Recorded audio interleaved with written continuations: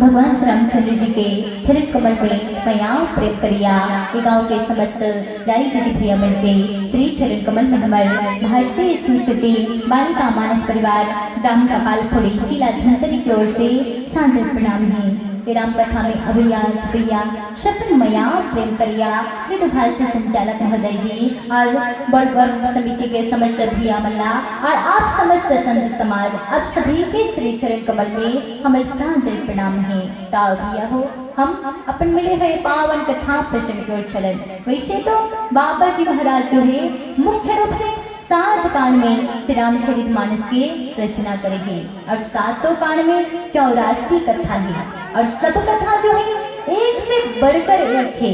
इसी में से भोलेनाथ जी महाराज के पावन विवाह के कथा प्रसंग हम आप मन के बीच में रखे बर जावत हन। तो देखो भैया हो वैसे तो श्री रामचरित मानस में मुख्य रूप से 4 विवाह के वर्णन थे और इनमें से 2 विवाह सफल होते और 2 विवाह असफल हो जाते।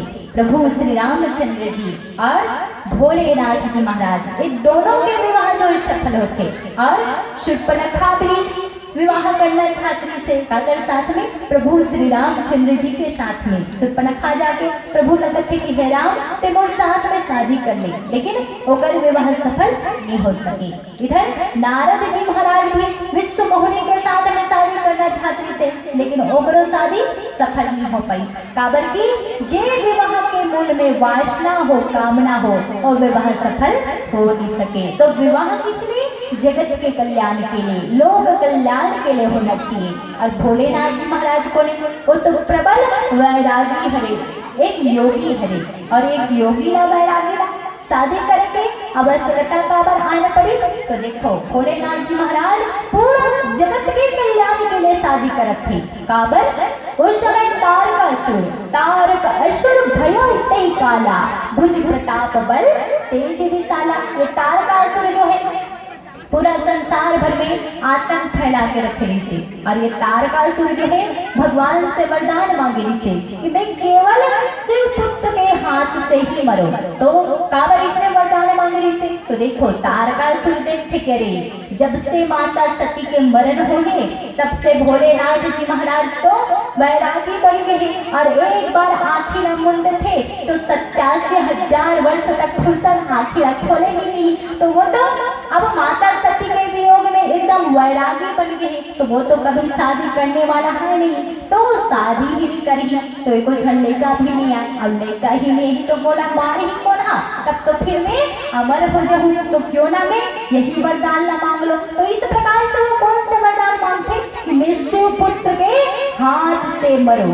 तो फिर देवता मन देखते करे अब भोलेनाथ मनाए कैसे जाए, अब भोलेनाथ की जबरदस्ती शादी करवाना पड़ी, भले वो करवाना नहीं है लेकिन कराना तो पड़ी है। तो इधर जो है देवता मन जो है सब भगवान से विनती करते, स्वयं प्रभु श्री रामचंद्र जी जो है विनती करते। और इधर माता जगत जननी जगदम्बा वही माता सती पार्वती के रूप में राजा हिमाचल के यहाँ प्रगटे हैं। तो भोलेनाथ जी महाराज के विवाह जगत के कल्याण के लिए और तारकासुर मारे मर हो बच्चे।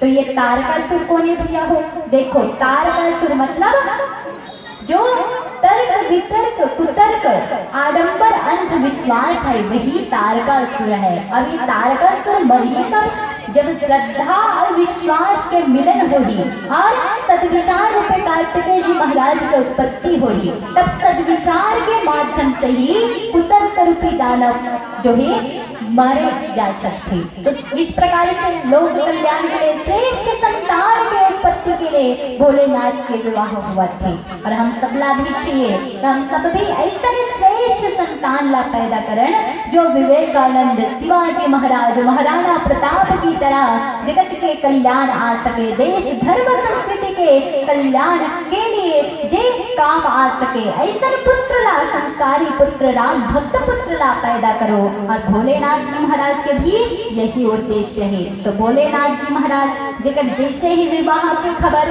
ये देवता मन सुनिस ना, तो देवता मन के तो खुशी के कोई ठिकाना नहीं है। सब जो है अपन अपन घर में ही स्वर्ग में ही यहाँ नाच गाना शुरू हो गए। तो देखो भैया हो हमारे मन के घर में यदि शादी बर बिहाव होते ना तो कब नाच थे, कब नाच होगा तुम्हारा शुरू से ही नाच देखो ना। और भैया बता मरवा गई तो जे दिन बैल होते ना वही दिन नाच गान होते।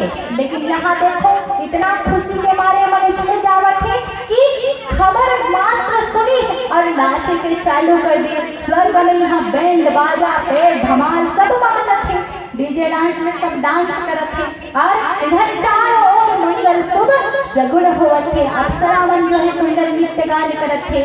लगे सवार सकल सुर वाहन विविध विमान हो ही सगुण मंगल सुभद कर ही अक्षरा गार। देखो देवता मन जो है टेलर बनकर पहुंच गए, बढ़िया बढ़िया शेरवानी सिलवावत थे, कपड़ा सिलवावत थे। अपन अपन जो विमान है ना वाहन है हेलीकॉप्टर सगला धोत के मांजत थे सुंदर। तो चारों ओर मंगल शुभ सगुन होवत थे। और इधर कैलाश पर्वत के बारे में तो मत पूछो, यहाँ पर रुद्रगण जो है भगवान भोलेनाथ का सुंदर सजावट थी और कीर्तन सजावट है।